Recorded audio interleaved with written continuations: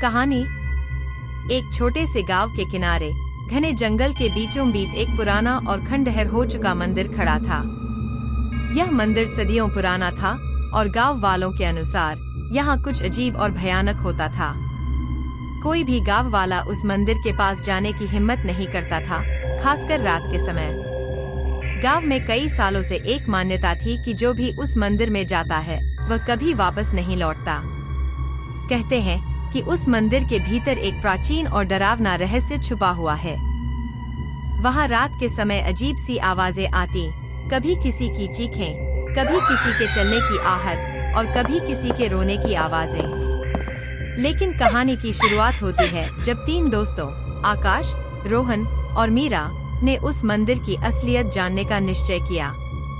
वे सभी गांव के पुराने किस्सों को एक अफवाह मानते थे और इस रहस्य को सुलझाने के लिए एक रात उस मंदिर में जाने का फैसला करते हैं। रात गहराने पर तीनों ने अपने बैग्स में टॉर्च और कैमरे रखे और मंदिर की ओर चल पड़े। जैसे ही वे मंदिर के करीब पहुंचे, वातावरण में एक अजीब सी ठंडक छा गई।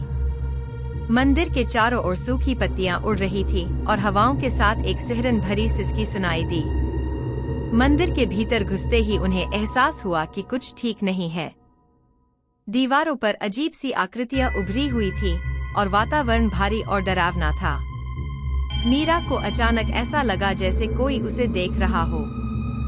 जब उन्होंने मुख्य हॉल में प्रवेश किया तो वहां एक पुरानी मूर्ति के पास एक लाल धागे से लिपटी हुई डायरी पड़ी थी। डायरी पर खून के धब्बे थे। आकाश ने उसे उठाया और पढ़ना शुरू किया। जैसे जैसे वह पन्ने पलटता गया, उसकी आंखों में डर और घबराहट छा गई। डायरी में मंदिर के एक प्राचीन पुजारी का जिक्र था, जिसने मंदिर के अंदर एक गहरा और खतरनाक तंत्र विद्या की थी।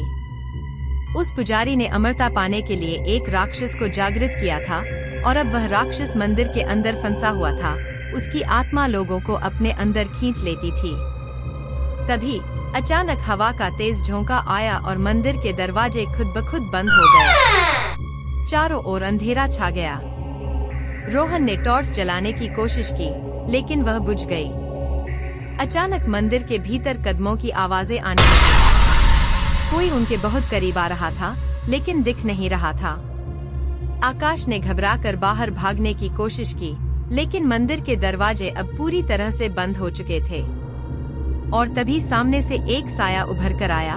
वह पुजारी की आत्मा थी, जिसने उन तीनों को मंदिर में फंसाकर उनकी आत्माओं को राक्षस को सौंपने की तैयारी कर ली थी।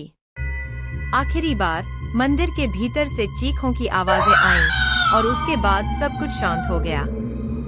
गांव वाले अगले दिन तीनों की तलाश में गए, लेकिन मंदिर के भीतर से सिर्फ 3 जलती हुई अगरबत्तियां मिलीं और तीनों दोस्तों का कोई निशान नहीं था।